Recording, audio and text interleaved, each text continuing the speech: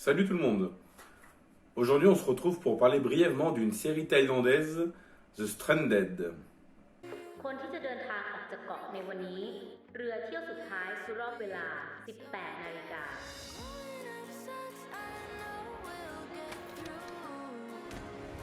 ชาวเกาะจะไปเป็นชาวกรุงแล้วเว้ยต่อแต่ที่ไปจริงๆใช่ไหมอ๋อ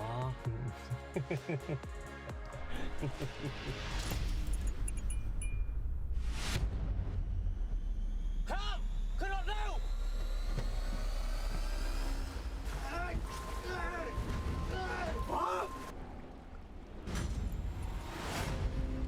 Mondialement diffusée sur Netflix depuis le 15 novembre dernier, The Stranded nous raconte l'histoire de jeunes étudiants prisonniers sur une île mystérieuse après un tsunami. Des événements surnaturels étranges se manifestent alors. Est-ce que cela vous rappelle quelque chose? Non? Vous êtes sûr? Vous êtes perdu? Bon, on va pas se mentir, ce scénario semble déjà vu à plein nez. Surtout quand on pense au classique Lost et au plus récent et d'après ce que j'ai entendu totalement merdique The Island. Et je parle pas de la future daube qui va débarquer sur Amazon avec Nabila. Hein. Mettant en vedette de jeunes adultes, la série peut-elle se démarquer des autres séries dans ce style? Eh bah, pas vraiment, hélas. Le déroulement des événements est assez convenu et la structure narrative semblable à celle des épisodes de Lost que je cite encore une fois.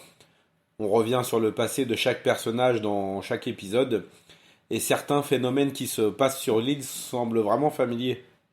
Les personnages, s'ils semblent au départ stéréotypés, se développent au fur et à mesure de la série. On sort du cliché du sportif, du gay, de la nana un peu chaudasse, du héros un peu torturé. L'interprétation des acteurs et actrices est globalement bonne, et on peut s'attacher à quelques personnages, comme l'un des principaux, Kram, un jeune homme qui s'est brûlé les ailes, ou Harissa, une jeune femme qui ne manque pas de piquant.